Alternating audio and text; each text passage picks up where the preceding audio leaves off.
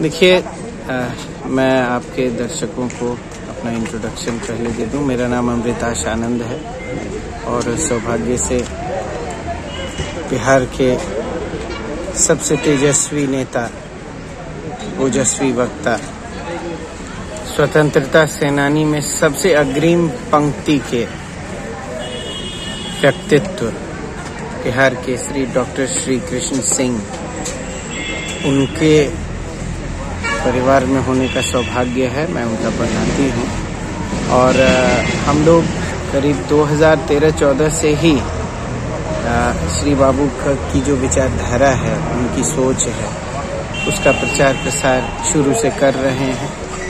ये तो घर है उनका और आज भी आने का विशेष मकसद यह है कि स्मरण बरकरार रहे। ऐसे विभूति को कभी भूलना नहीं चाहिए। वर्ष 2014 की बात है, जब मैं इसी कॉलेज परिसर में प्रिंसिपल से मिल के लौट रहा था। कुछ बच्चों से हमने श्री बाबू के बारे में 2-3 सवाल पूछ दिए और वो नहीं बता सके। तो हमारे लिए गहन चिंतन का विषय हो गया और हमने यह निर्णय लिया कि हम अपनी ओर से कुछ करेंगे। और करीब 3-4 महीने शोध के बाद हमने एक विशेष कैलेंडर तैयार किया, जिसमें पूरी जीवनी श्री बाबू की सिलसिलेवार ढंग से और उनके द्वारा स्थापित प्रमुख औद्योगिक संस्थान एवं शैक्षणिक संस्थान, उन सब का एक कैलेंडर छपवाया, 10,000 पीस।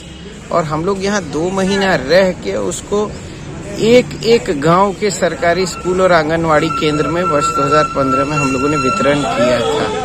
क्योंकि हम लोगों को लगा कि अगर आपकी जो विरासत है, और आपकी मतलब मैं व्यक्तिगत नहीं कह रहा हूँ, ये इलाके की विरासत है, बिहार की विरासत है, अगर आप उन्हें भूल जाएंगे तो आपको कौन याद रखेगा। आप अगर अपने अतीत को भूल जाएंगे तो आपका भविष्य कभी भी उज्जवल नहीं हो सकता है। श्री बाबू ने बिहार को क्या दिया, ये बिहार क्या भारत भी जानता है। प्रश्न यह है कि बिहार ने श्री बाबू को क्या दिया, क्या वो सम्मान दिया जिसके वो हकदार हैं।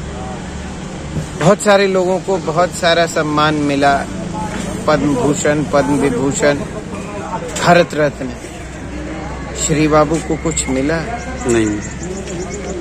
जो भी एयरपोर्ट है या बड़े बड़े संस्थान है, वो किसी और के नाम से हैं, श्री बाबू के नाम से तो नहीं है। ऐसा नहीं लग रहा कि वर्तमान पीढ़ी भी जो है वो सिर्फ श्री बाबू को ही नहीं बल्कि और भी महापुरुषों को भूलती जा रही है? यकीनन। और युवा पीढ़ी को हम लोगों का एक मैसेज है। असल में लोग हमेशा पूछते हैं कि हम इनको क्यों पढ़ें, क्या लाभ है। असल में जो यंग जनरेशन है उसको तुरंत लाभ चाहिए, और लाभ का मतलब भी थोड़ा मजेदार है। वो आर्थिक लाभ तुरंत चाहिए, कुछ फायदा चाहिए। हर चीज फायदे और नुकसान के लिए नहीं की जाती है, कुछ सम्मान, आन और पान के लिए भी की जाती है। श्री बाबू की सोच और विचारधारा को इसलिए पढ़ा जाना चाहिए क्योंकि आपका सोच बदलेगा। अगर इस मगध की मिट्टी से, एक साधारण किसान परिवार से एक गुदड़ी का लाल बिहार का मुख्यमंत्री बन सकता है, वो भी नैतिक प्रयास से, कोई अनीति अनैतिकता से नहीं, अपने दम और अपने मेरिट के ताकत पर, तो आप भी कुछ जरूर बन सकते हैं। ऐसा नहीं लग रहा है कि राजनीतिक दृष्टिकोण से भी अगर देखिए तो श्री बाबू की ये धरती है और मतलब पिछड़ते जा रही है और मुकाबले यहाँ पे अपेक्षित हो रही है। देखिए, अपेक्षित कितनी है नहीं है ये तो वास्तव में हमसे बेहतर यहाँ के लोग जानते हैं। क्या वो विकास हुआ, क्या वो सोच जो श्री बाबू की थी। तो छोटा सा उदाहरण है, जो आपका ये विद्यालय है नेतरहाट वाला, वो शिक्षा विभाग ने खारिज कर दिया था, मगर श्री बाबू ने जबरदस्ती उसको चालू करवाया। हम लोग उन पे शोध किए हैं, हमने ये, हमारे पास वो है लिटरेचर, और उनकी सोच थी कि एक नेतरहाट हमारे बिहार के हर डिवीजन में हो और एक नेतरहाट लड़कियों के लिए हो। अब आप यह सोचिए कि आज के डेट में इतना पिछड़ने के बाद भी एक नेतरहाट जो है वो गर्दा उड़ाए रहता है। अगर बिहार के हर डिवीजन में नेतरहाट होता तो क्या होता? श्री बाबू को डिफाइन करने में हम 3 शब्द में एक बार हमने पूछा था कैसे करेंगे, कोई तो लोग दंग थे, कैसे हो सकता है। उन्होंने इस बात को सिद्ध किया, नॉलेज इज पावर। उनके पास ज्ञान के अलावा और कोई पूंजी नहीं थी और उसी नॉलेज के दम पे वो बरबीघा के एक छोटे गांव माउर से लेके पटना ही नहीं दिल्ली तक अपनी हनक रखते थे।